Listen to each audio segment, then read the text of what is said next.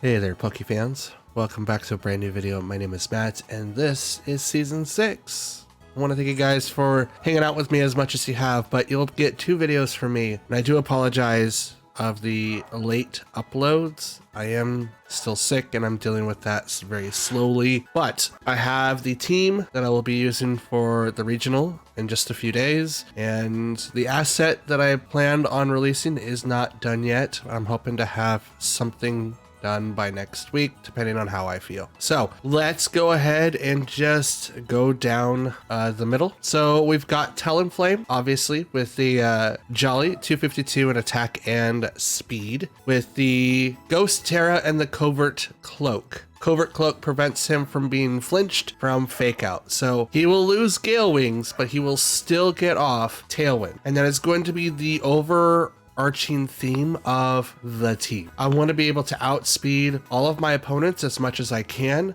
and apply offensive pressure almost immediately. His partner, usually the one that opens up with him, was Garchomp, and he's changed since season 5. He was Jolly Nature and now he's Adamant. He still has the 252 in attack and speed, but with his Adamant nature, he gets a little bit more damage off. We're keeping him with the Life Orb, even though it's probably better to do with the Choice Band, but we're going to have him with the Life Orb for now, and we may change it later on. He's Fairy Terra with Terra Blast to get really to have more offensive pressure against the Runic Pokemon that have been, I want to say, used quite a bit in season 5 since they've been released. And because he applies that pressure almost right away, it makes it hard for a lot of people to really counter him. He still has Earthquake, Dragon Claw, and he will have Protect for the time being. But if he does go to like a choice item, he will lose Protect, and that'll become a different stab item or an attack altogether to make it a little bit more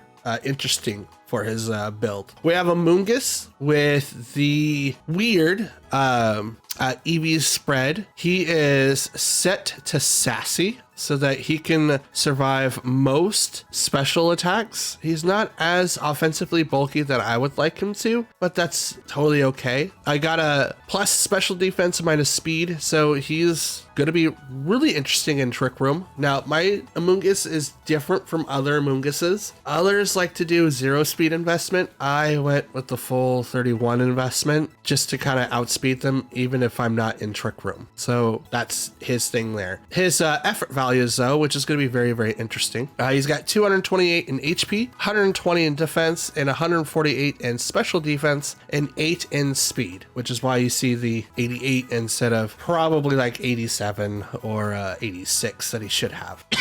But he's a really good asset to the routine because he does have Regenerator and Leftovers. He did have Rocky Helmet, but if he's going to be on the team and be able to stay on the field for a long period of time, I feel like Leftovers is probably going to be like the best one for him. Besides, I do have another person that uses his other realistic item, so I need to be able to accommodate for that change. His move set is going to be Pollen Puff, Clear Smog, Spore, and Rage Powder. These seem pretty standard. I put in Clear Smog to have a stab move for him, but it also erases like stat buffs. So anyone that decides to go, oh, well, your stats are down. The Arcanines of the world and the Dodonzos will be looking at this Pokemon, I'm hoping, for a disadvantage because of the fact of Clear Smog can also affect my team as well. And with Dodonzo losing all of his stat bonuses for bringing Tatsugiri, I'm hoping brings a real good change for the format. Rotom, who you guys saw in season 4, but I had built him kind of similarly than before. His EV set for Rotom Wash is 252 in HP and special attack. He is currently Modest Nature, so he is bulky by himself, but I do want to do something a little bit different with him later on. Maybe after this video, I will reset his EV values to do a little bit more damage. He is set with Levitate with the Steel Terra. Now, Steel is only really weak against like a couple of types, so I'm going to give that a try for this particular season and see what happens in the May Regional. He's got the Citrus Berry, which should have been on Amoonguss, but again, this is his main item, and I don't really want to put a choice on him because if I put a choice item on him, I lose on the ability to use Will-O-Wisp, which I'm hoping is going to be a huge benefit and detriment to the team going forward. And because he's got Protect, Hydro Pump, and even Thunderbolt, it takes off a little bit more of needing Fluttermane to answer a lot of Pokemon. So that's why he's in the team. Fluttermane. Fluttermane is currently using the Wise Glasses still. It should be using a Choice Specs, especially with her Terra being Fairy. I want to take as much advantage of Dazzling Gleam and Moonblast as humanly possible, but I like having a item that gives me a 10% bonus so that I could decide which one I want to use more. In Season 5, we saw this come in clutch a lot, and because he's got Terra Fairy, I can switch him to a different typing altogether, and he will avoid getting knocked out by most Fluttermanes in the bracket. Now, he still may get knocked out by a lot of other Pokemon, including, and not limited to, Dragapult, Mimikyu. There's other Pokemon that can really take him out. I know Palafin will take him out. So I'm hoping that this change will make it survive just a little bit more. But Moonblast, Shadow Ball, Dazzling Gleam, and Thunderbolt is his set. He's got Wise Glasses, and he's 252 in speed and special attack with Timid as his nature. And last but not least, we got Chien-Po. Chien-Po has been a huge crutch when it comes to my team so far.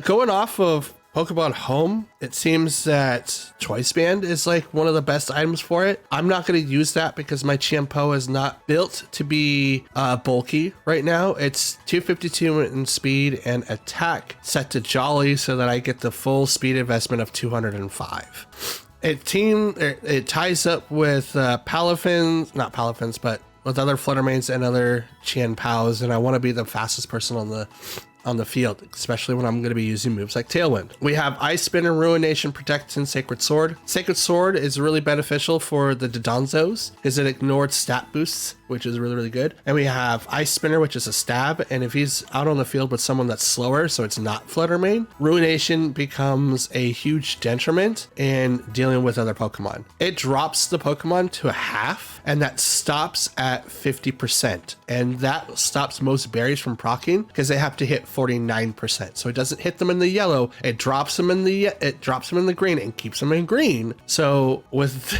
with that interesting peace of mind, it's very, very funny when I bring out Chien-Po, use that, and then someone else behind him knocks out the opposing Pokemon right after that. Gave me the idea was watching Mousefold using Super Fang. Super Fang does almost the exact same thing. In fact, it might do the exact same thing. It's just a normal type, and this is more dark. So there's that. My team is a lot more evened out than it was before in terms of like just general stats or typings that you would see on other teams. But I do have a water, grass, fire core, and then I have ground right on top of that, ice, and then I have ghost and fairy taken care of, and even electric. So like I've got most of the neutral typings covered. The only thing that I may not have an answer for is steel types, maybe other fairy types, maybe even dark. I mean, I do have Sacred Sword with Chien-Po, but we'll see. And Chien-Po will have the Ghost Terra. That's what everyone else is set there too, besides electric, which is very, very interesting, but that's what I currently have. So the benefits, like the pros of having these stats, and I'll read them as follows. So the core mechanics. So we increased our speed using Tailwind. We have some priority moves with Talonflame, and at the time we had Dragonite in the party, so now we don't have that, but we do have priority moves, at least availability in Chien-Po with Sucker Punch, but right now it's all in Talonflame. We have mixed attackers now, so we have both physical and special attackers with our main four, which is usually Talonflame, Garchomp, Fluttermane, and Chien-Po, taking them bulk advantage of that. We are strong against other teams that do not have speed tier, so if no one uses Tailwind, I will be the one that will be on the aggression side the entire time. Weakness to that is Trick Room. If anyone sets up for Trick Room, I will be on the losing side to that. Even though that I have Amoonguss and Rotom on the field, it doesn't always mean that they'll be in the back to take on Trick Room. And I can't always guarantee that they'll survive the 5 turns it needs to wither out Trick Room. So that's a big weakness to my team. Garchomp Earthquakes are a huge benefit to my team, since I can start putting a lot of pressure on other Pokemon immediately. But the weakness to that is I KO my own teams, which is never great. And again, I do priority Tailwind, and the way that you shut off priorities right now is either using Farafrig or using Psychic Surge. And a lot of people have been using Pranksters to set up fields now. So it's very interesting to deal with that. But that is the team. There is probably another weakness that I could think of, because I don't have anything to answer for steel types. That's probably a huge weakness right there, that I don't have an answer to a lot of those. A lot of my team, it can probably get knocked out just as fast as I'm knocking them out, but we'll see how everything goes from here on out. So I'm excited. And yeah, this is going to be my regional team for the Portland regional here in just a few days. And you guys will be able to see the next 3 matches with the team. And so yeah, let me know down in the comments down below, and let me know what you guys think, and I will see you in a bit. Thank you. Bye bye.